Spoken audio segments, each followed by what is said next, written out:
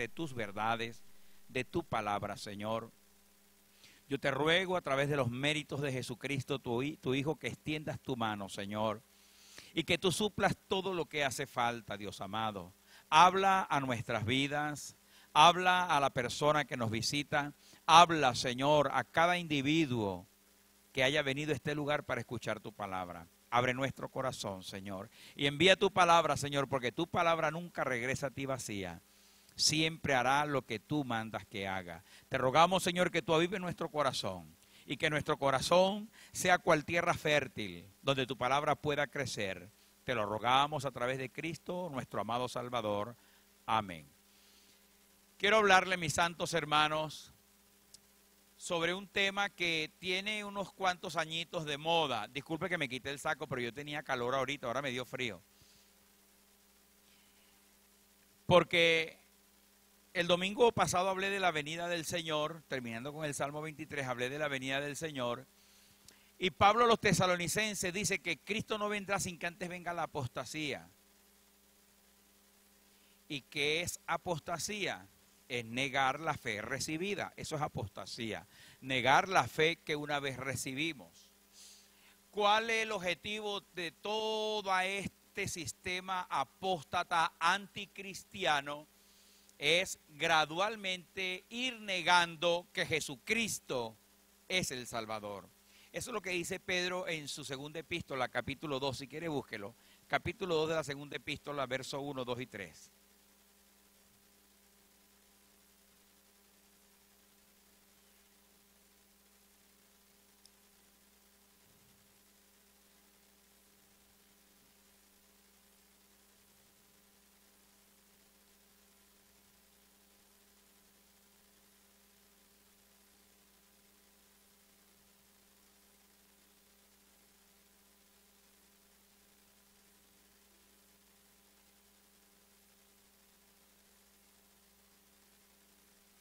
¿Lo encontró?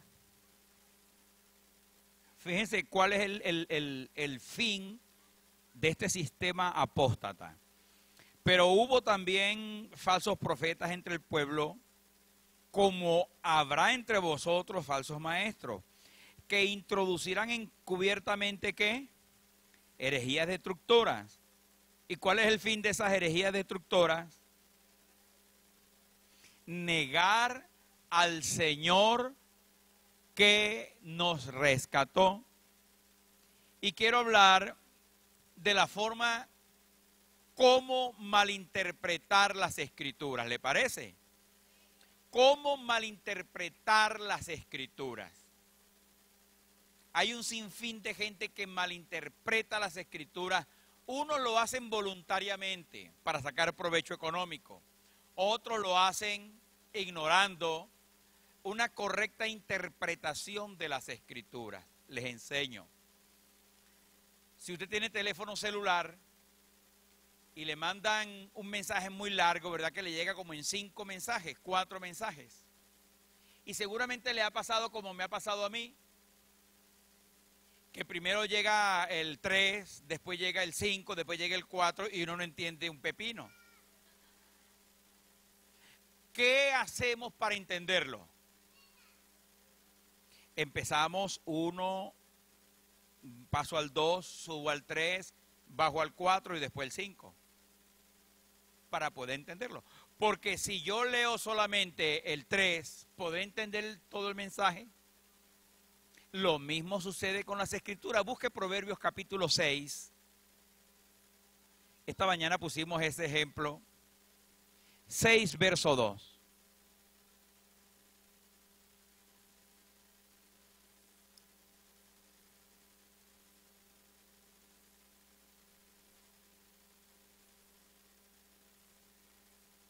¿Lo encontró?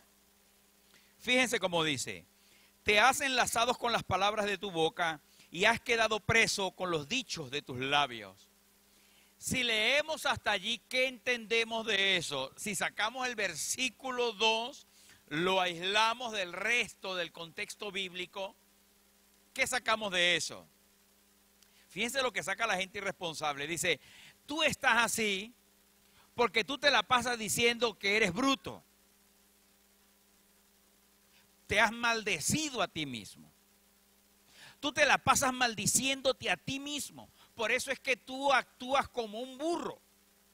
Porque si haces algo malo, tú dices, qué burro soy, y te estás maldiciendo. He escuchado gente de esa, muy bien intencionada. ¿Cómo interpretamos el versículo 2? Lea el versículo 1 para que vea de qué está hablando. ¿Qué dice el versículo 1?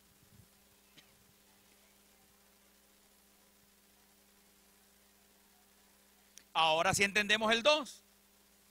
¿Me está siguiendo?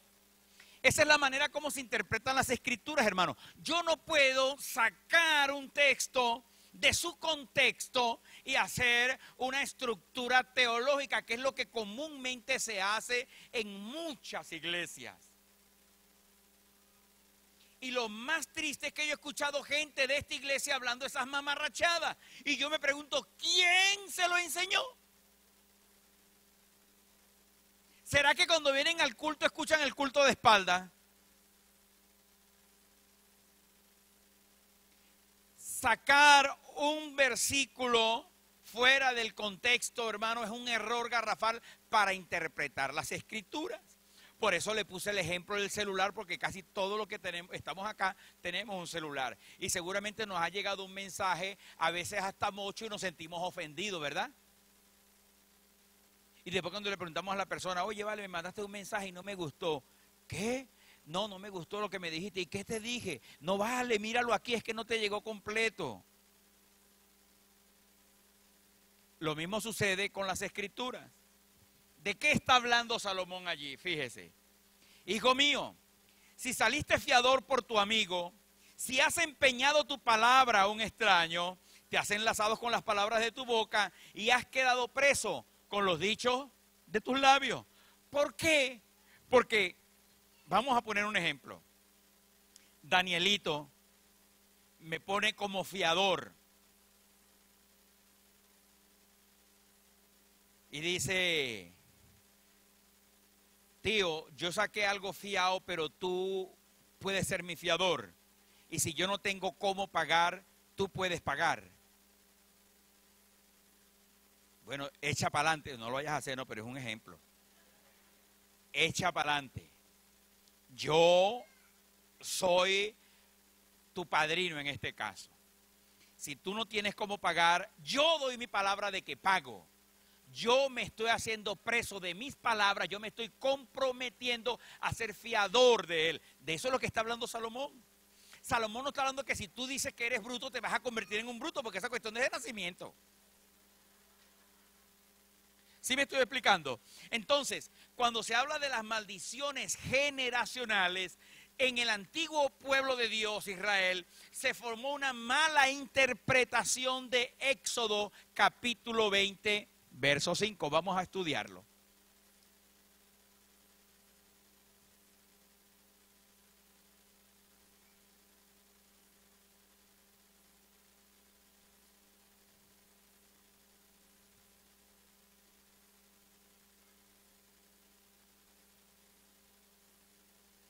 ¿Lo tiene allí? Éxodo lo encontramos todito porque lo usamos para evangelizar a todo mundo. ¿No la evangelizaron con Éxodo 20? Sí, ¿verdad? Que es por lo general que usamos para evangelizar. ¿A quién evangelizaron con Éxodo 20? A casi todos nos evangelizaron. Con Éxodo 20 y con Apocalipsis 3:20. ¿O no? Yo estoy a la puerta y llamo, si alguno abre. Esos son ideales para evangelizar. Y después lo paseamos por el lago de fuego y azufre. Y si no aceptas a Jesucristo, fuego y azufre. Apocalipsis 21:8. No lo usamos Apocalipsis 21:8. Los cobardes, incrédulos, los abominables, los homicidas, todos tendrán su parte en el lago que arde con fuego y azufre. Son nuestros versículos predilectos. Y eso es bueno predicarlo. Porque es una verdad. Éxodo 20, verso 4 dice, no te harás imagen ni ninguna semejanza de lo que está arriba en el cielo, ni abajo en la tierra, ni en las aguas debajo de la tierra. No te inclinarás a ellas, ni las honrarás, porque yo soy Jehová tu Dios, fuerte, celoso, que visita la maldad de los padres sobre los hijos, hasta la tercera, ¿y qué más? ¿De quiénes?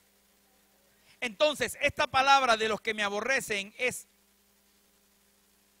muy, muy importante en lo que vamos a estudiar.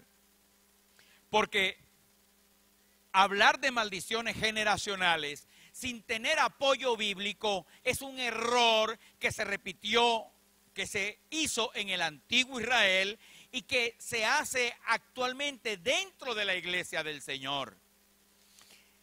Somos muy dados a repetir lo que los demás dicen. Sí, somos muy dados a repetir lo que los demás dicen. Hablamos como nuestros padres hablan. ¿O no? Saque la cuenta y repetimos las palabras que nuestros padres... Si nuestros padres pronunciaban una palabra mal, por lo general los hijos la vamos a repetir mal. Hasta que nos corrigen y dicen, no se dice me di de cuenta. No se dice aiga, se dice haya. ¿O no? Ahora fíjense, Israel malinterpretó esto durante toda la historia del Antiguo Testamento. Y tomó esto como una verdad de Dios, hablando de maldiciones generacionales.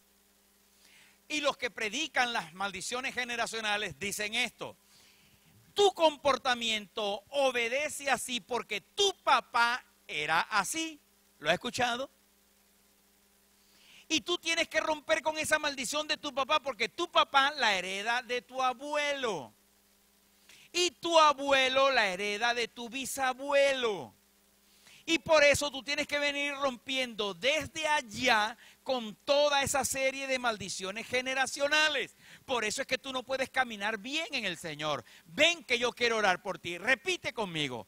Hoy rompo toda maldición que heredo de mi abuelo, de mi papá, de mi bisabuelo, de Cristóbal Colón, del Negro Felipe, de Noé, de Matusalén, y lo llevan hasta el Génesis allá.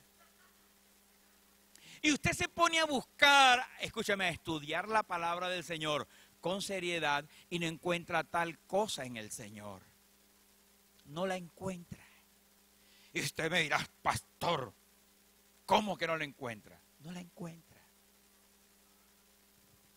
Quiere decir que si usted vivió una vida ejemplar o algún personaje del Antiguo Testamento vivió una vida ejemplar, ¿cómo deben vivir los hijos?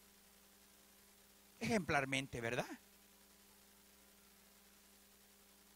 Porque de lo contrario sería arrastrar maldiciones generacionales. Si mi papá fue malo, yo tengo que ser malo, borracho, adúltero, maldiciente, porque yo arrastro maldiciones generacionales de ellos. Eso lo enseña la palabra del Señor. Vamos a verlo.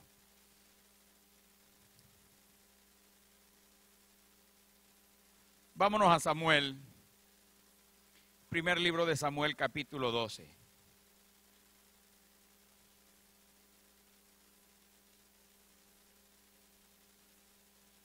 Usted va a descubrir hoy el agua tibia.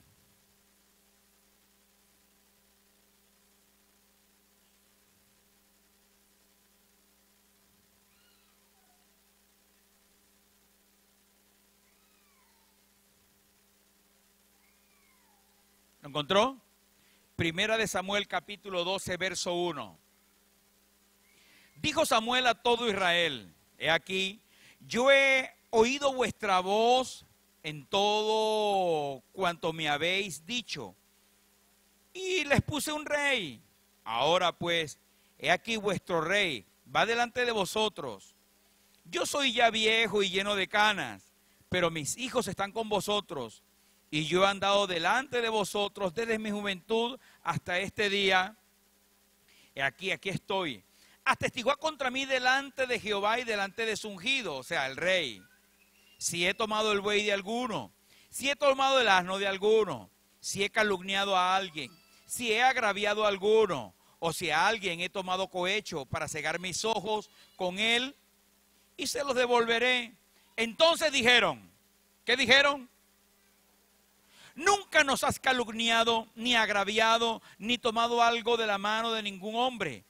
Y les dijo: Jehová es testigo contra vosotros, y su ungido también es testigo en este día, que no habéis hallado cosa alguna en mi mano. Y ellos respondieron, ¿cómo se había comportado Samuel durante 40 años que juzgó a Israel? ¿Cómo se había portado?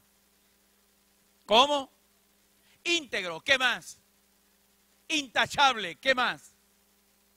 Ejemplar, irreprensible. Había sido un hombre, él se puso y dijo, tengo a Jehová por testigo y aquí está el rey. Si yo le he robado algo a alguien, dígamelo. Si yo le he pedido un CD prestado a alguien y no se lo he devuelto.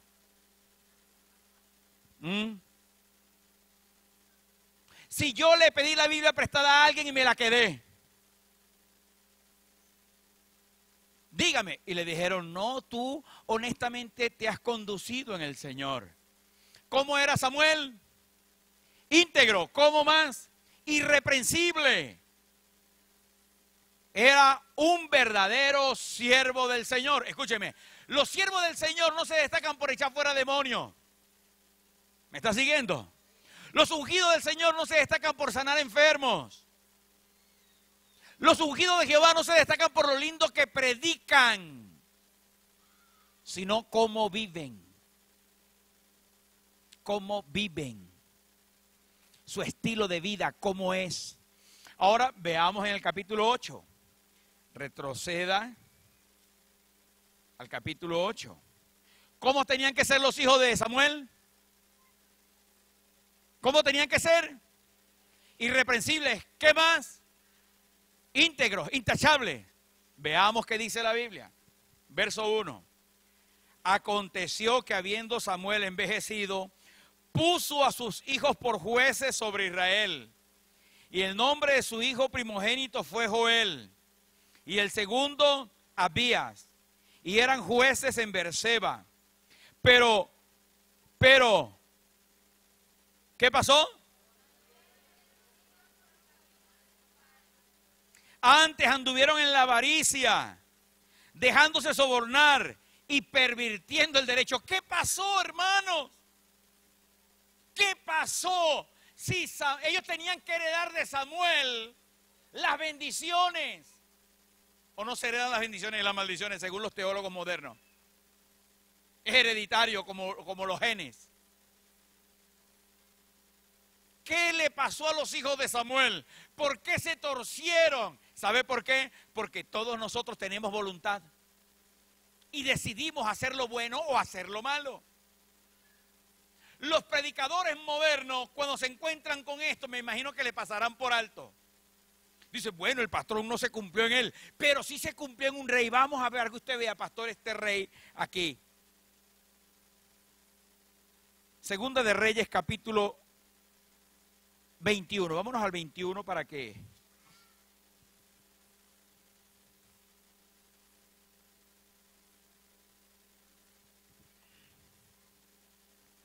Segunda de Reyes, capítulo 21. ¿Lo encontró? De 12 años era Manasés cuando comenzó a reinar. Y reinó en Jerusalén 55 años. El nombre de su madre fue... Bueno, esa vieja. E hizo lo malo ante los ojos de Jehová, según las abominaciones de las naciones que Jehová había echado delante de los hijos de Israel. Porque volvió a edificar los lugares altos que Ezequías su padre había derribado. Y levantó altares a Baal e hizo imágenes de acera, como había hecho Acán, rey de Israel. Y adoró a todo ejército de los cielos y rindió culto a aquellas cosas. Asimismo edificó altares en la casa de Jehová, del cual Jehová había dicho, no pondré mi nombre en Jerusalén. Yo pondré mi nombre en Jerusalén. Edificó altares a todos los ejércitos de los cielos y adoró a toda clase de imágenes de acera, de Astarot, de Belcebú, a todos los demonios. No dejó demonio en que adorar. Veamos qué hace el hijo de él. Verso 19. Ahí. De 22 años era Amón cuando comenzó a reinar. Y reinó 2 años en Jerusalén. El nombre de su madre, vámonos al 18. Al verso 18. Y durmió Manasés con sus padres y fue sepultado en el huerto de su casa, en el huerto de Usa. Y reinó en su lugar, ¿quién? Ahora sí estamos entendiendo. Amón su hijo. De 22 años era Amón cuando comenzó a reinar y reinó en Jerusalén. El nombre de su madre fue Melusamet. Bueno, y tienen las que están embarazadas, hermano, aprovechen este nombre. ¿Qué hizo Amón? Verso 20. Él hizo lo malo ante los ojos de Jehová, como había hecho Manasés su padre. Y anduvo en todos los caminos en que su padre anduvo. Y sirvió a los ídolos a los cuales había servido. ¿Quién? Fíjense cómo lo agarra una persona que predica la maldición generacional y dice, ve pastor, ahí está la maldición generacional. El hijo hace lo que hizo el padre. ¿A quién adoró este bicho?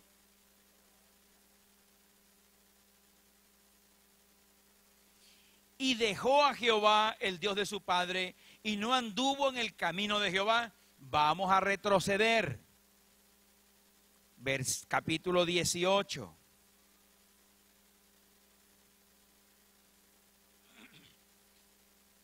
Ahora vamos a hablar del abuelo de Amón, del papá de Manasés. ¿Me está siguiendo? Que es Ezequías, que está en el capítulo 18.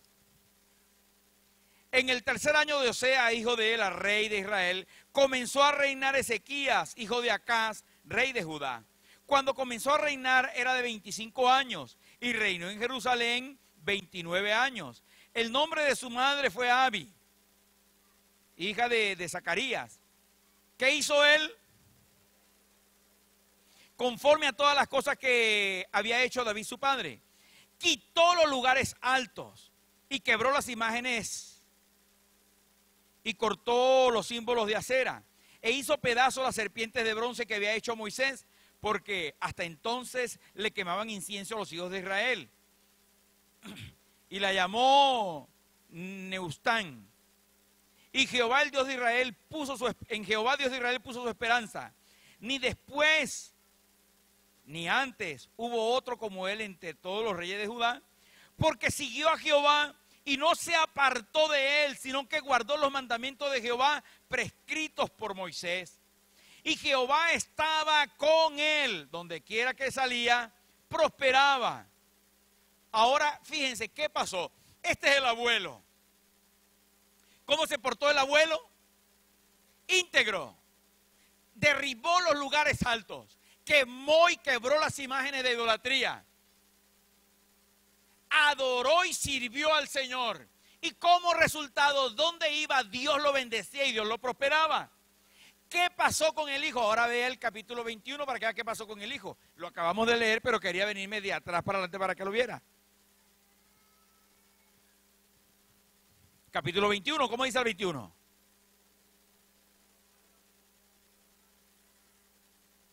Reinó 55 años, hizo lo malo ante los ojos de Jehová, según las abominaciones que habían hecho los demás reyes paganos y las naciones vecinas. ¿Qué pasó? ¿Por qué lo bueno del padre no lo recibió el hijo? ¿Por qué el hijo se comportó así? ¿Y por qué el nieto se comportó peor? ¿Qué pasó, hermano? Porque tales maldiciones generacionales no existen. Una mala interpretación de Éxodo capítulo 20. Una mala interpretación que se le dio en el Antiguo Testamento y una mala interpretación que se le dio hoy, porque eso se viene predicando de algunos 25, 30 años para acá. Nunca se había predicado que nosotros heredamos las maldiciones generacionales de nuestros abuelos. ¿Me está siguiendo? Yo sé que no está conforme, pero vamos a seguir porque la que manda es la palabra del Señor.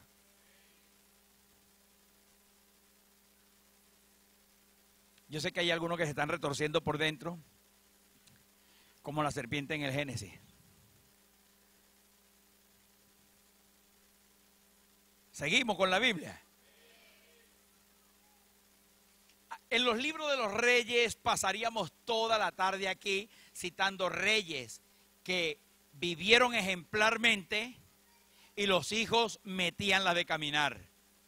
Venía el nieto y vivía ejemplarmente y venía otra vez el hijo y metía la de caminar. Porque esa es una cuestión de la voluntad que cada quien tiene. el estado de permisión que Dios nos dio o el libre albedrío que todos tenemos de hacer lo bueno o de hacer lo malo. ¿Me sigue con su Biblia?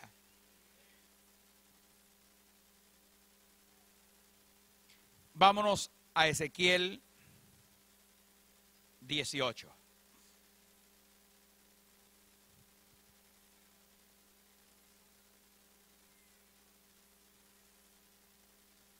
¿Me está siguiendo con su Biblia?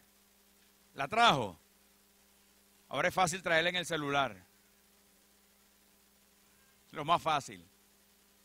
Yo ando con mi Biblia. Esta Biblia debe pesar algunos 4 o 5 kilos. Esta es bien pesada. Porque en el celular me enredo. En serio. Yo tengo un celular inteligente. El que no es inteligente soy yo. Eso es un desastre. Capítulo 18 del libro de Ezequiel. ¿Lo encontraron por arriba? Por ahí arriba, bien. ¿Me está siguiendo? Verso 1. Vino a mí palabra de Jehová diciendo: ¿qué pensáis vosotros los que usáis, dígalo duro, este refrán sobre la tierra de Israel? ¿Qué dice? ¿Cómo decía el refrán? ¿Qué era? ¿Un mandamiento de Moisés o un refrán? Un refrán, hermano.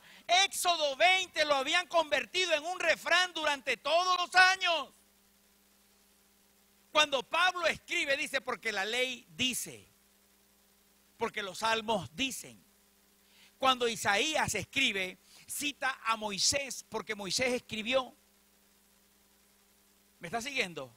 Cuando Daniel por allá no me acuerdo qué capítulo, profetiza, dice, porque Jeremías escribió.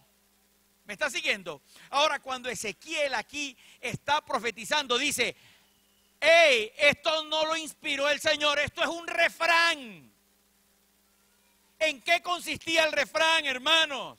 Léalo, tiene usted la palabra del Señor. Era un refrán: los padres comieron las uvas agrias. ¿Y quién pagó la cuenta?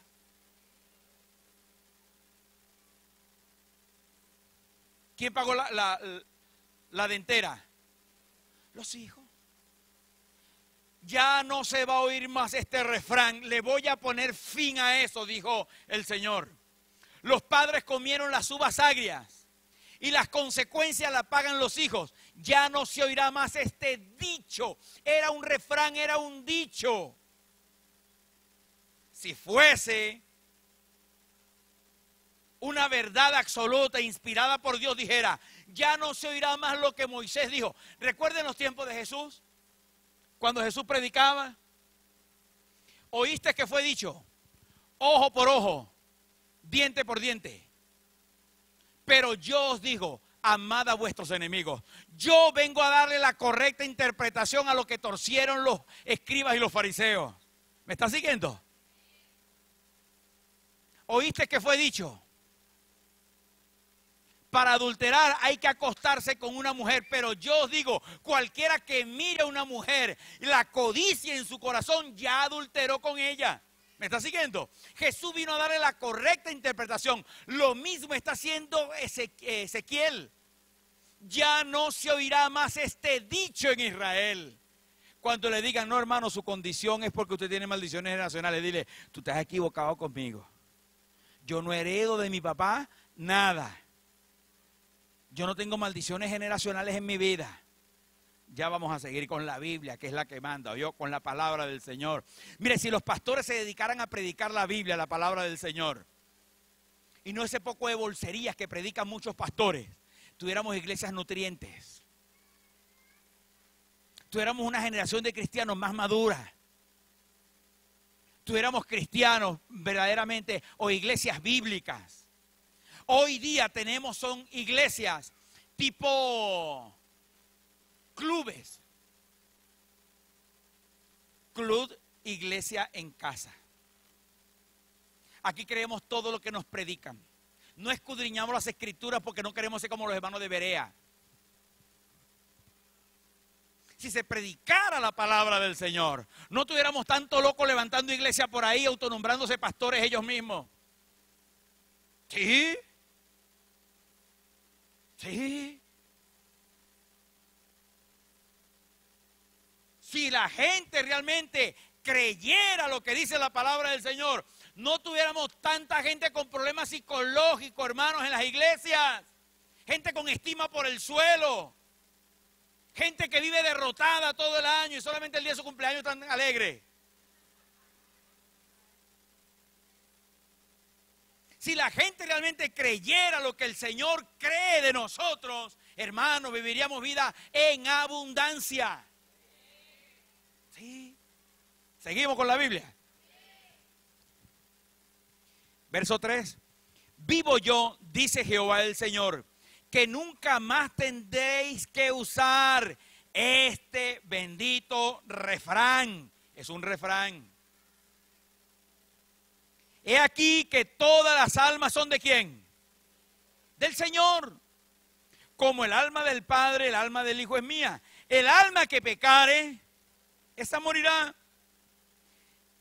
El hombre que fuere justo e hiciere según el derecho y la justicia, que no comiere sobre los montes, o sea, no era que estaba prohibido ir a comer en el Ávila. Lo que estaba hablando de los montes es de la idolatría. Iban a ofrecer sacrificio de idolatría en los montes y el ternero que ofrecían en idolatría ya se lo comían. ¿Me estoy explicando? E hiciere según el derecho y la justicia, que no comiere sobre los montes, ni alzare sus ojos a los ídolos de la casa de Israel, ni violare la mujer de su prójimo, ni llegare a mujer menstruosa, ni oprimiere a ninguno, que al deudor devolviere su prenda, que no cometiere robo, que diere su pan al hambriento, que cubriere al desnudo con su vestido, que no prestare a interés ni tomare a usura, que de la maldad retrajere su mano e hiciere juicio verdadero entre hombre y hombre, en mis ordenanzas caminare y guardare mis decretos para hacer rectamente. Este vivirá, dice Jehová el Señor. Mas, si engendrare hijo ladrón, derramador de sangre, y que no haga las otras cosas, sino que comiere sobre los montes, que violare a la mujer de su prójimo y todos los pecados de él, su sangre, verso 13, su sangre será ¿sobre quién? ¿Sobre el papá? ¿Sobre quién? Sobre él. Vámonos al verso 14. Pero si engendrare hijo, el cual viere todos los pecados que su padre hizo, y viéndolos no hiciere según ellos, no comiere sobre los montes, ni todos los pecados. Ajá. Vamos a ir sintetizando aquí. Verso 17. Apartare su mano del pobre, a interés a usura no recibiere, guardare mis decretos y anduviere en mis ordenanzas, no morirá por la maldad de ¿quién? De cierto, si su papá se portó mal, pero él se portó bien, él no morirá por el pecado de su papá, sino que vivirá por haberse apartado del pecado. ¿Me está siguiendo? Verso 18. Su padre, por cuanto hizo agravio, despojó violentamente al hermano e hizo en medio de su pueblo lo que no es bueno. Aquí él morirá por su maldad. Verso 19. Y si dijereis, ¿por qué el hijo no llevará el pecado de su padre? Porque él hizo según el derecho y según la justicia, guardó los estatutos y cumplió. De cierto vivirá. El alma que pecare, el hijo, verso 20, el hijo, ni el padre. ¿Se da cuenta, hermano?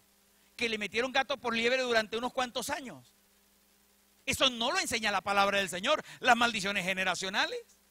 La Biblia es bien clara y dice que el Padre cargará por su pecado y el Hijo cargará por su pecado. Lo que pasa es que Israel le dio una mala interpretación durante toda la vida a Éxodo 20 y cargó a mucha gente de maldiciones generacionales. Los predicadores modernos revivieron la herejía que practicó Israel durante muchos años, la trajo a la iglesia y la Biblia dice, ignorando el contexto general de las escrituras, dicen, la Biblia dice, y sacan solamente los versículos que ellos se aprendieron y que copiaron en la radio o en la televisión. ¿Sí me estoy explicando? Pero no se preocuparon en escudriñar un poco más allá para ver si es verdad que la Biblia dice. ¿Qué dice la Biblia? O el contexto general de la Biblia, ¿qué dice? Mire, hay gente que se pone a discutir, hermanos. Cuando Saúl consulta a la bruja aquella, ¿quién es el que le habla? ¿Samuel o un demonio?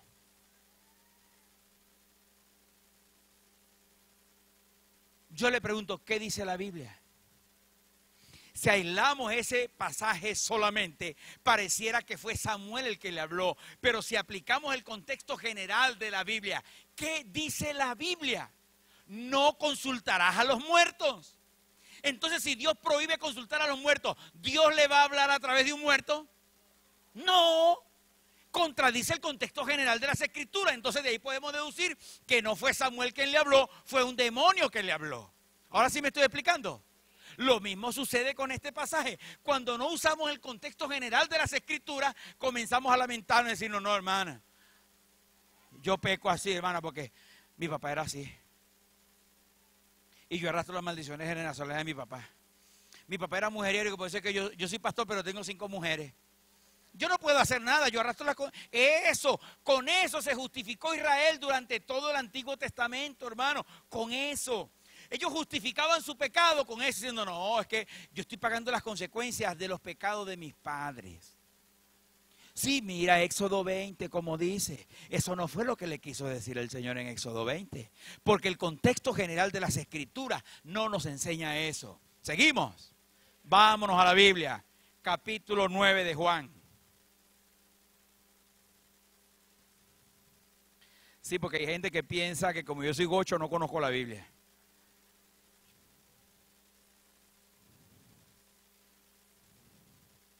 Capítulo 9 de Juan.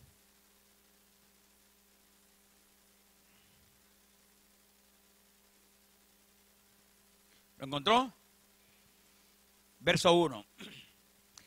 Al pasar Jesús vio a un hombre ciego de nacimiento y le preguntaron sus discípulos diciendo, Rabí, ¿quién pecó, este o sus padres, para que haya nacido ciego? Respondiendo Jesús, no es que éste haya pecado ni sus padres, sino para que las obras de Dios se manifiesten en él. Cuando leemos sin conocer el contexto general de las Escrituras, decimos, ¿se da cuenta? Que este era ciego porque el papá había pecado. Y Jesús le dice, mira, tarado.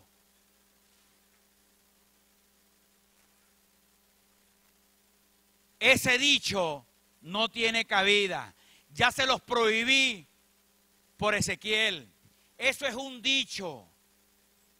No que éste haya pecado ni que su padre haya pecado. Olvídense de esa tontería. Eso no es así.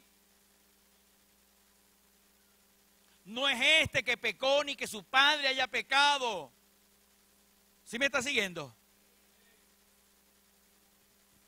Este momento ha llegado para que el Hijo del Hombre sea glorificado y Dios sea engrandecido. Eso es un dicho. Todavía el dicho, a pesar de que Jesús, habían pasado, vamos a ver quién sabe cuántos años pasaron de Ezequiel a Jesús. Vamos a ver cómo están en Biblia por ahí. Ezequiel profetiza ¿en qué tiempo? Ezequiel profetiza en la cautividad en Babilonia. Ahí pasaron 70 años cautivos. Desde Ezequiel hasta Cristo hay más o menos 500 años de diferencia. Y en 500 años el dicho seguía vivo. Hasta los tiempos de Jesús. El refrán seguía vivo. El refrán consistía en esto. Yo estoy pagando las consecuencias de los pecados de mis padres. No habían estudiado a Ezequiel. Seguimos con la Biblia. Retroceda al capítulo 8.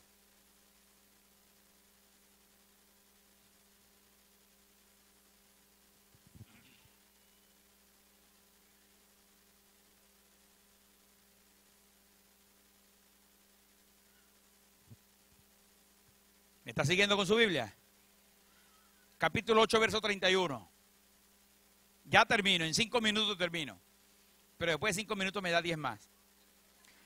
Dijo entonces Jesús a los judíos que habían creído en él: si vosotros permaneciereis en mis palabras, seréis verdaderamente y conoceréis la verdad, y la verdad os hará libre.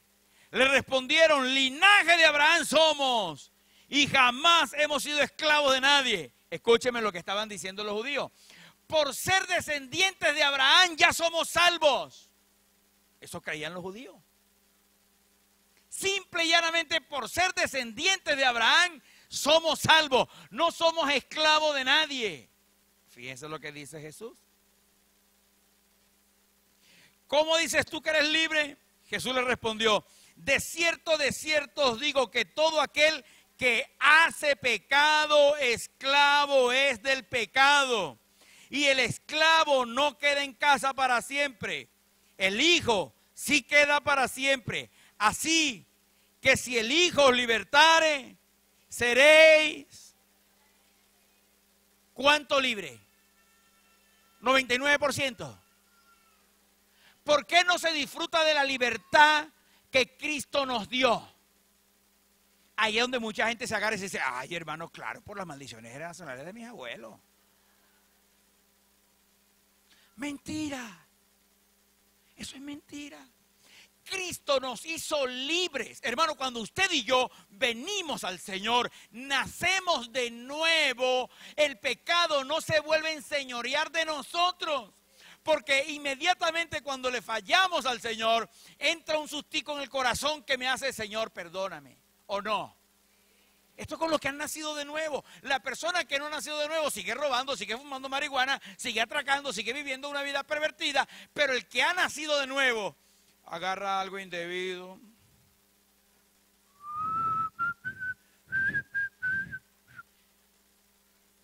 Y después empieza el: eso está malo. Eso está malo, devuélvelo, devuélvelo, eso está malo. Dice: ay, Señor, perdóname, Señor, perdóname. Porque hemos nacido de nuevo. El pecado no se vuelve a enseñorear de nosotros, hermano.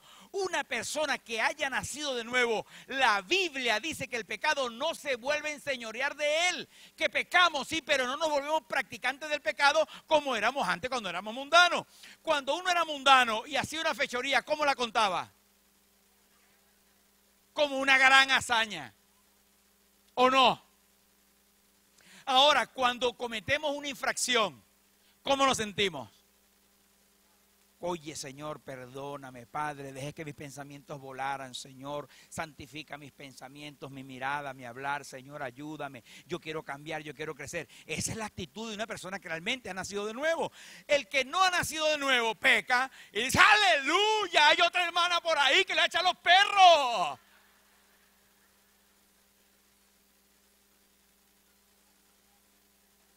El pecado no se vuelve a enseñorear de nosotros. No puede. Escúcheme, Dios a través de Cristo nos hizo actos para ir directamente al cielo. No hay nada que pueda impedir nuestra entrada al cielo. No hay. Pablo dice por allá a los romanos: ni lo alto, ni lo profundo, ni ninguna cosa creada, ni lo presente, ni lo porvenir. Absolutamente nada me puede apartar del amor de Dios que es en Cristo Jesús. Nada, nada.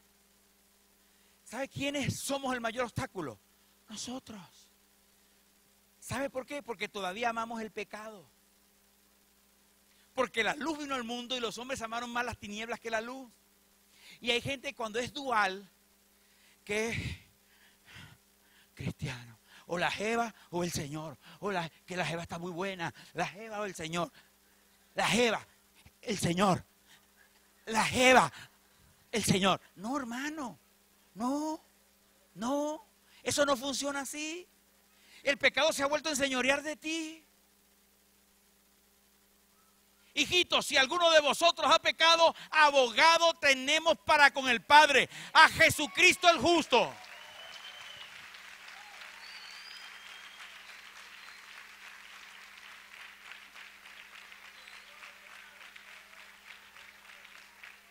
Gálatas capítulo 3. Y terminamos con eso. Disculpe la gente que nos visita.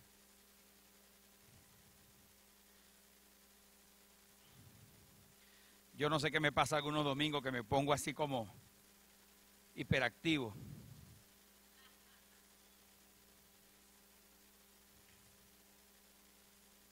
Lo tiene su Biblia, está anotando, está subrayando su Biblia. El celular no se puede subrayar, eso pasa. ¿Sí se puede? Ah, qué mantequilla, ¿no? Ya no tienen ni que comprar resaltador. También, qué bendición. Gálatas 3:13. Agárrelo para usted, eso es para usted, eso es para mí, eso es para nosotros. ¿Qué hizo Cristo? Cristo nos redimió de la maldición.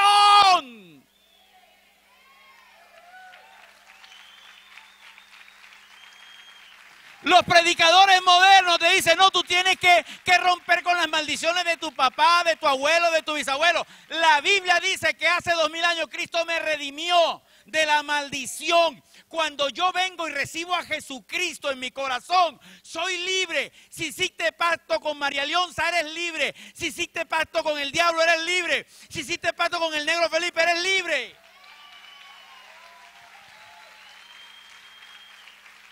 Eso es lo que enseña mi Biblia.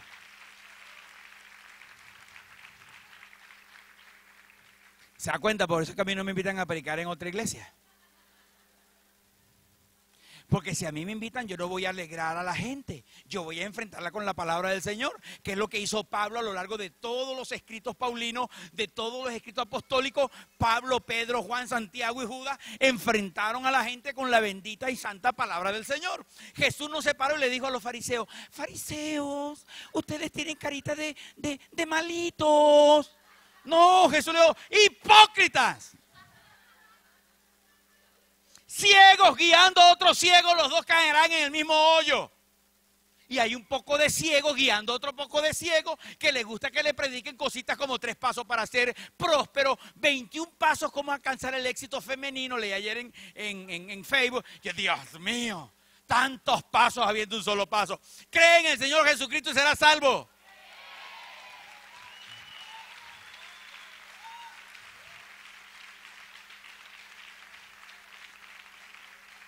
Cristo nos redimió de la maldición de la ley. El incumplimiento de la ley sí traía maldiciones, pero no para nuestros hijos, sino para el que las quebrantara. Si una persona de los 603 mandamientos cumplía 602 y violaba uno, era culpable de los 603. ¿Me está siguiendo? Era culpable de todos. Y por ende estaba bajo maldición. Por eso es que nadie en el antiguo Israel se salvó hasta que llegó Cristo, que nos redimió. La palabra redimir es comprar. Cristo nos compró. Nos compró. Nos redimió de la maldición de la ley. Hecho por nosotros maldición, o sea que Él tomó mi lugar. Cuando yo recibo a Cristo en mi corazón por la fe, recibo los beneficios que Cristo adquirió en la cruz y me los transmite a mí. Yo los recibo por la fe y me apropio de ellos por la fe.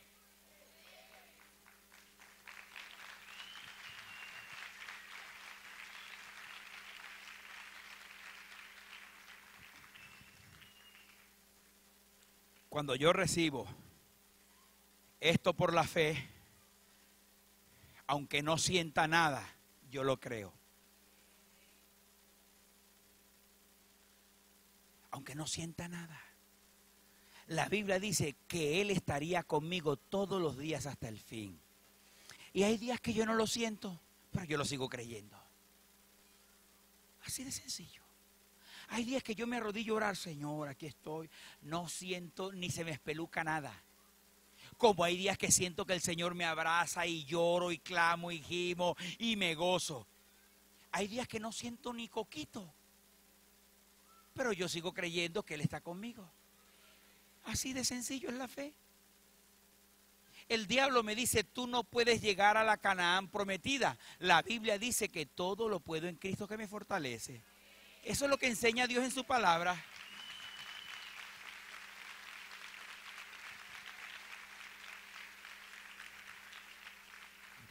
Concluyo. Efesios.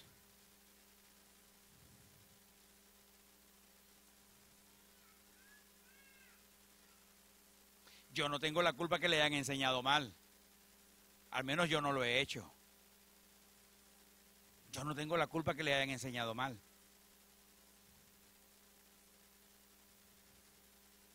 Eso está como el mito del rapto. La Biblia no habla de rapto, la Biblia habla de arrebatamiento. El rapto es un mito inventado en 1850. La Biblia habla de arrebatamiento. Y de rapto, arrebatamiento hay diferencias. Porque la palabra rapto es secuestro. Y secuestro es llevarse a alguien sin violencia. O con violencia pero secretamente. ¿Me está siguiendo? La Biblia, la palabra que se usa es paruxia, arrebatamiento. Y quiere decir llevarse algo con violencia. Dos estarán en el campo, el uno será arrebatado y el otro será dejado. Y yo no tengo la culpa que usted le han enseñado que un rapto secreto, que después a los 7 años viene la gran tribulación.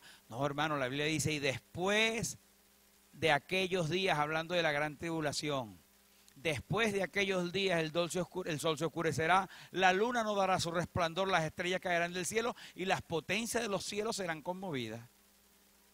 Entonces aparecerá la señal del Hijo del Hombre viniendo en las nubes con gran poder y gran gloria. ¿Cuándo? Después de todo ese cataclismo.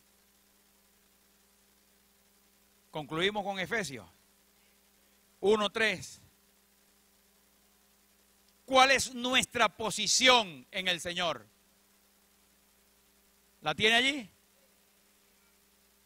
Bendito sea el Dios y Padre de nuestro Señor Jesucristo. ¿Qué hizo Cristo? ¿Usted está bajo maldición o bajo bendición? Cristo me bendijo a mí. ¿En qué consiste la bendición?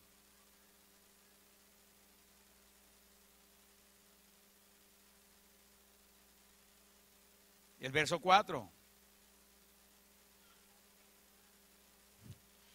Ahí está la bendición. Según nos escogió en Él antes de la fundación del mundo, para que fuésemos.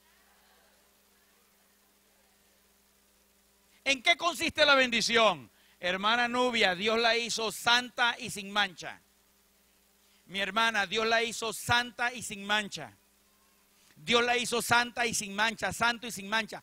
La bendición consiste en la posición que ahora tengo en el Señor.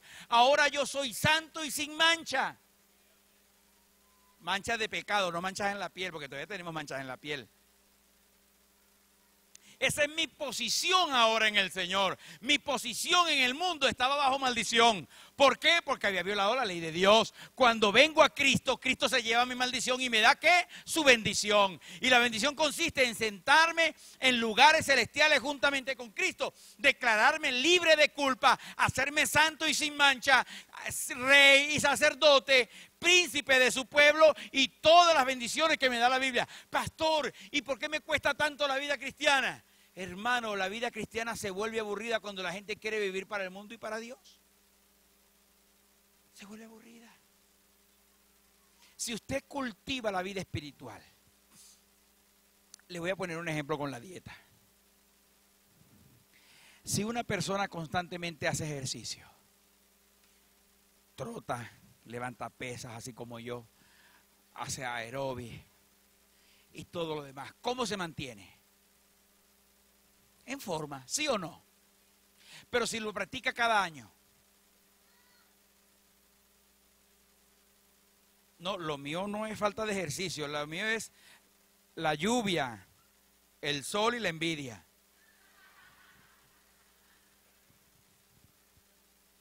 De la misma manera, cuando una persona no se ejercita en la vida cristiana, no practica la vida cristiana constantemente. ¿Qué nos manda el Señor en su palabra? ¿A orar o no? ¿Orar, a velar o no? Si yo veo que por allá hay un perro bravo, yo por allá no paso, aunque esté amarrado. Yo bajo y lo esquivo. Eso es velar en el Señor. Yo tengo que leer la palabra del Señor porque ella me alimenta. Y la fe viene por el oír. ¿Y el oír qué? La palabra del Señor. Cuando yo me alimento con la palabra del Señor, yo puedo estar enérgico espiritualmente. Pero cuando yo de vez en cuando oro, al final de mes digo, oye, este mes yo no he orado. Ay, Padre querido, ayúdame. Amén. Por eso es que a la gente se le da el ánimo de venir a la iglesia. Por eso es que la gente viene a la iglesia y se queda dormido cazando moscas. Bueno, nos hace un favor porque hay varias. Por eso es que hay gente que viene a la iglesia cada mes a ver si pintaron la iglesia o se mudó la iglesia del sitio o se murió el pastor, le salieron más canas al pastor. Porque la gente pierde el hábito porque no cultiva la vida espiritual. Hay mujeres y hombres, no, aunque las mujeres son más, en eso son más dadas, ¿no? Que quieren tener un cuerpo esbelto. Pero ¿cómo comen? ¿No? Uno se le crece la barriga ni pendiente. Y uno, ay, yo tengo un caucho ahí. Si una persona se cuida en su dieta, ¿verdad? Se cuida en su dieta, dice, no, yo no como mucho dulce, ya me comí el dulce de este mes o de esta semana, ya no como más dulce. Hay que tener una fuerza de voluntad terrible. Lo mismo sucede con la vida cristiana, hermano. Entonces escucho un mensaje, no, eso son maldiciones generacionales. Ah, ya sé a quién echarle la culpa. La culpa la tiene mi papá que era borrachón, mujeriego y tracalero, el viejo ese. Papá, por tu culpa yo estoy así, ¿ves? Señor, los pecados de mi padre, yo los estoy pagando. No, Señor, la Biblia no enseña eso. Póngase sobre sus pies, por favor. ¿A quién creemos? ¿Lo que dice Dios en su palabra o lo que dicen los predicadores? Yo creo lo que dice Dios en su palabra. La suma de tu palabra es verdad.